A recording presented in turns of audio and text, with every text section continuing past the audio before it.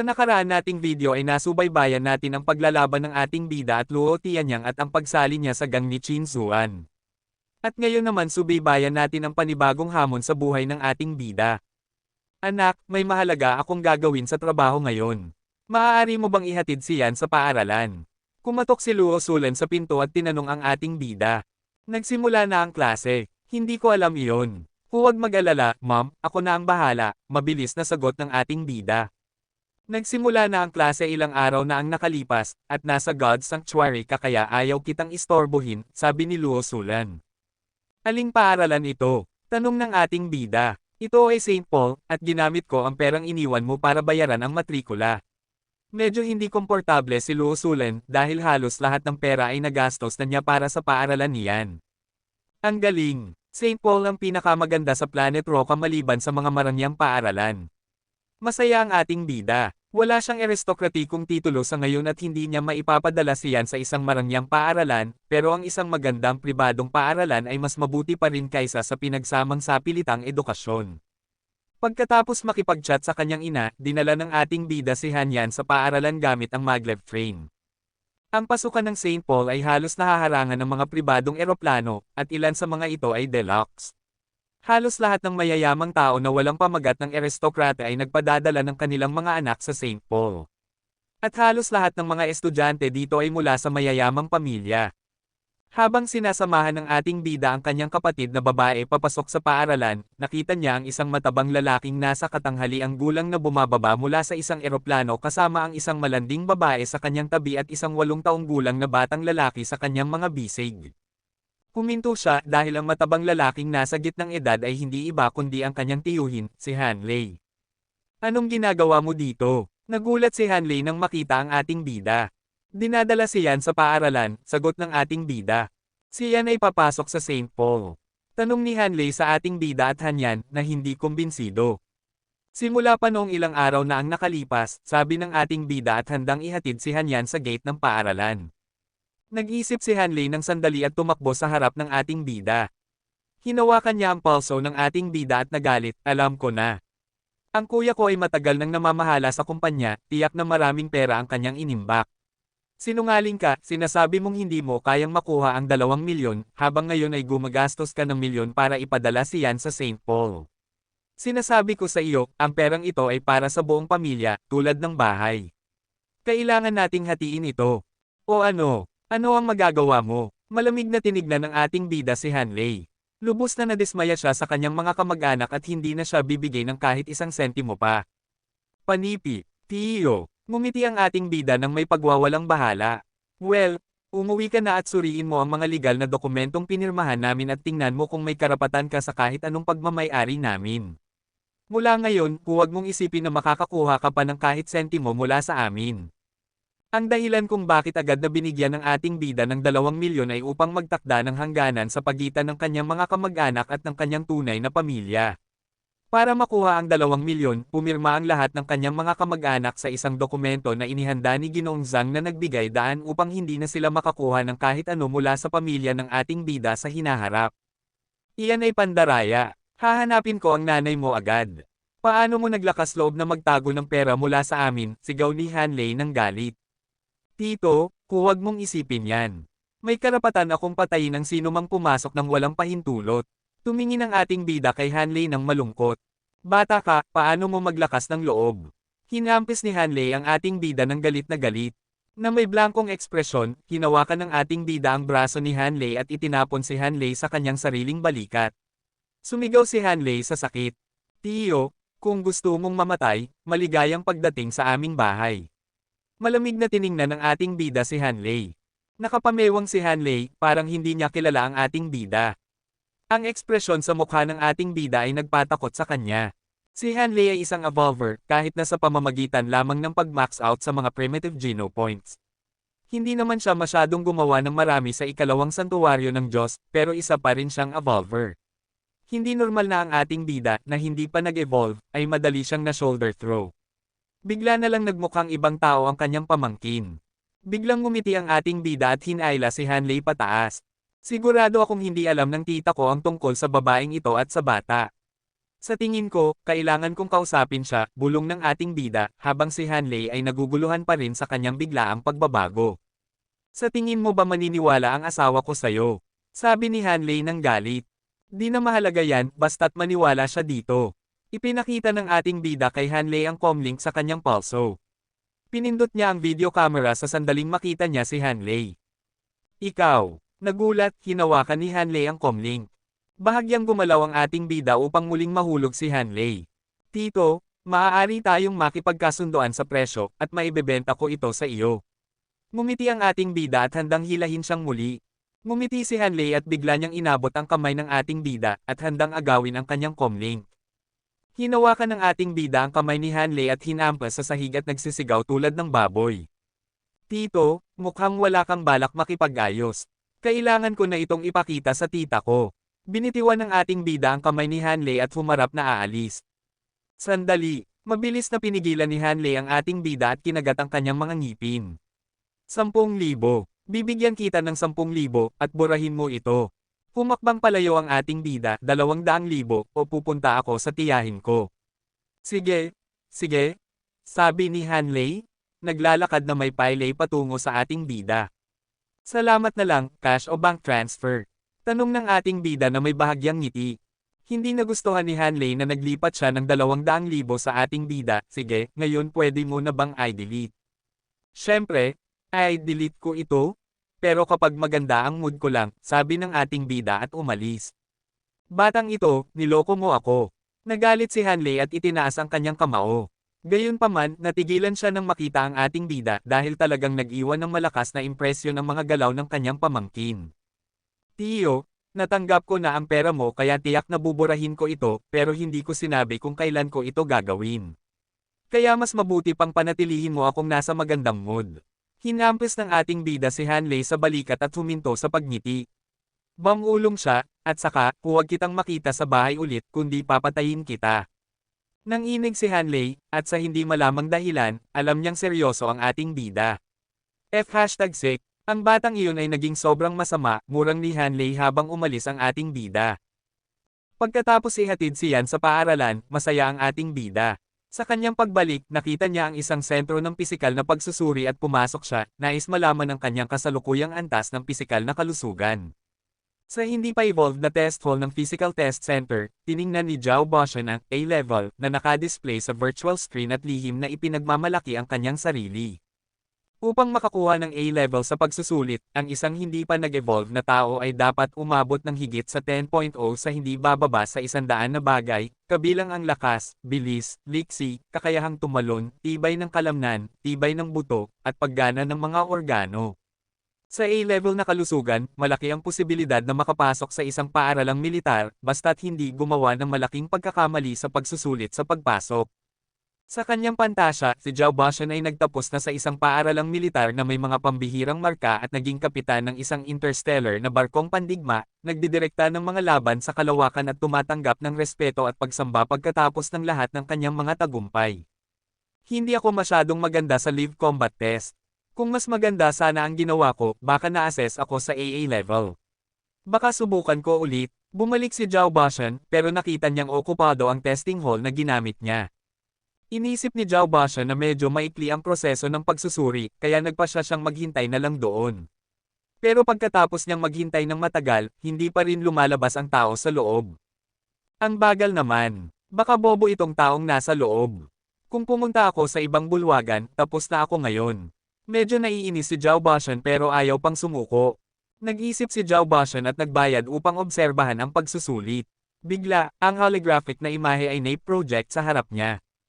Nagtataka ako kung gaano katanga ang taong ito para magtagal ng ganito. Tumingin si Zhao Boshan sa gintong figure sa holographic na imahe. Ang taong nasa larawan ay malapit ng kumuha ng huling pagsusulit, ang robot channel. Ang robot channel ang huling bahagi ng buong pagsusulit.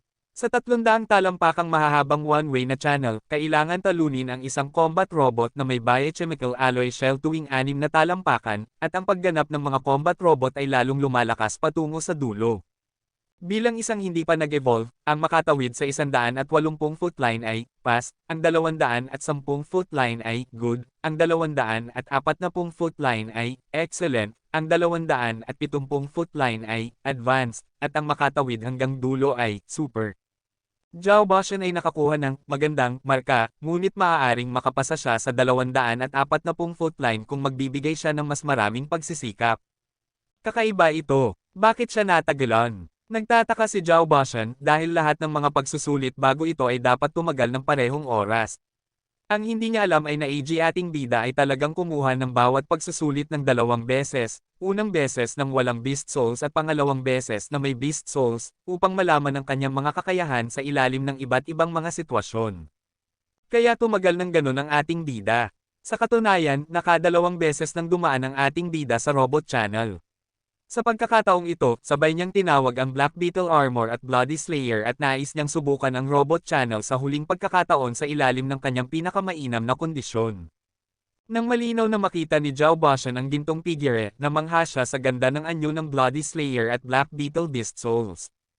#T. Gusto ng taong ito na gumamit ng mga kaluluwa ng halimaw para sa pagsusulit sa Robot Channel. Pero kahit na, mahihirapan pa rin siyang makapunta sa dulo, maliban kung. Habang nag-iisip pa si Zhao Baoshan, ang napakapangyarihang gintong figure ay tumakbo na patungo sa Robot Channel. Boom! Ang nangyari sunod ay nagpalumpo kay Zhao Baoshan.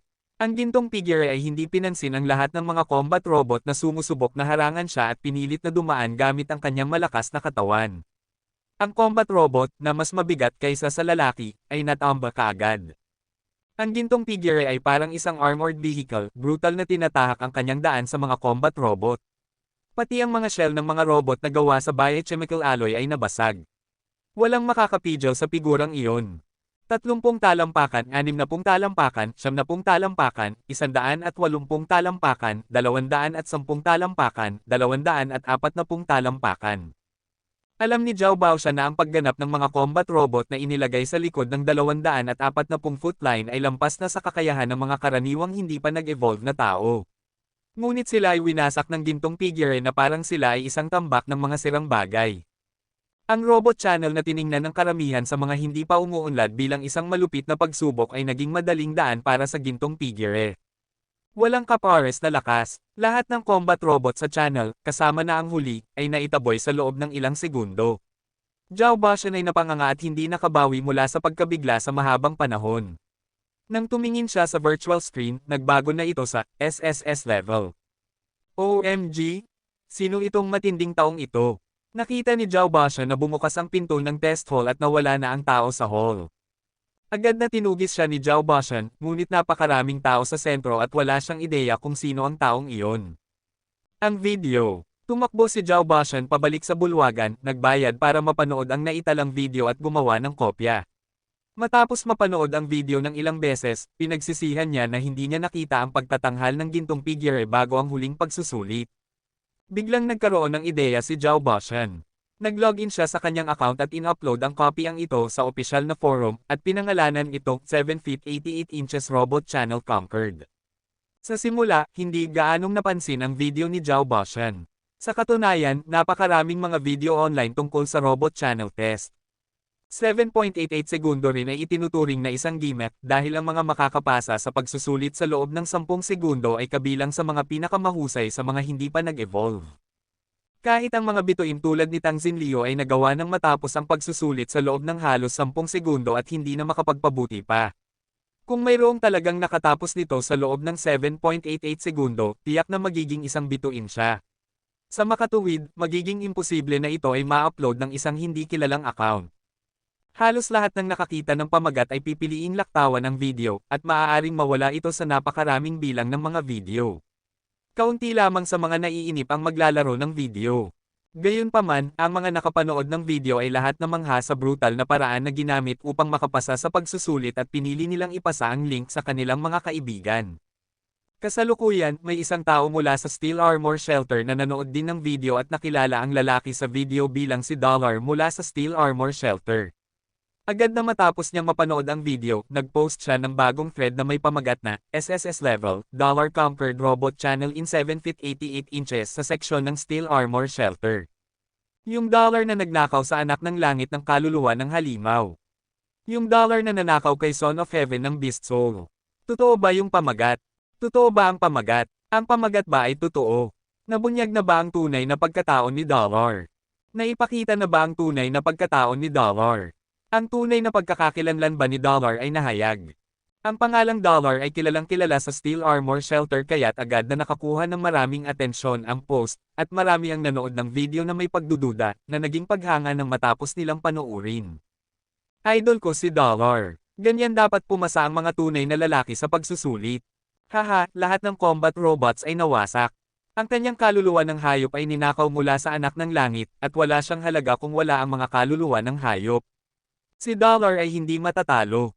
Idol. Idol. Ang video ay pinanood ng labis sa Steel Armor Shelter kaya't agad itong napansin ng administrator at inilagay sa front page.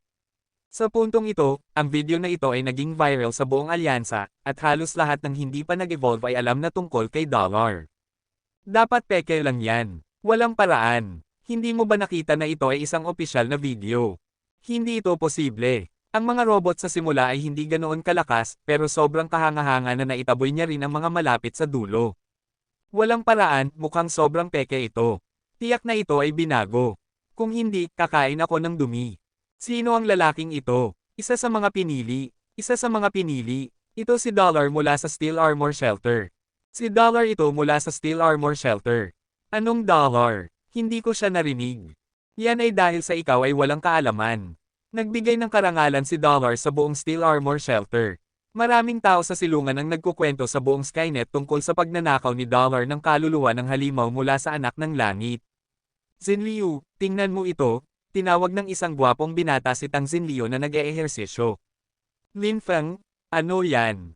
Lumapit si Tang Zinliu sa binata habang pinupunasan ang kanyang mukha gamit ang tuwalya. Nang tingnan ang video na pinapanood ng binata, sinabi niya, 7.88 segundo, nasakop na ang robot channel. Ito ay basura. Inabot ako ng 10 segundo. Paano naman matatapos ito ng sino man sa loob ng 7.88 segundo? Pinaglaruan ni Tang Zinliu ang kanyang buhok nang walang pakialam. Abangan mo lang ito. Pinanood ni Lin Feng ang video. Walang paraan. Hindi pwede ito, sino itong taong ito? Saan siya galing? Saan siya galing? Wala akong ideya.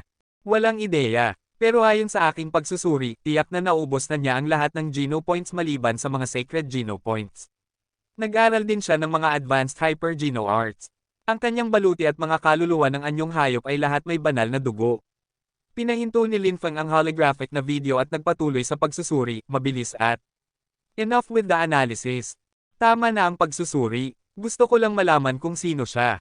Sa wakas, lahat ng mga nangungunang tao ay pumunta na sa ikalawang santuwaryo ng Diyos, at ngayon ay may pagkakataon na akong maging pangalawa sa mga pinili. At ngayon nandito pa itong guy na ito. Tang Zinliu ay kinagat ang kanyang mga ngipin.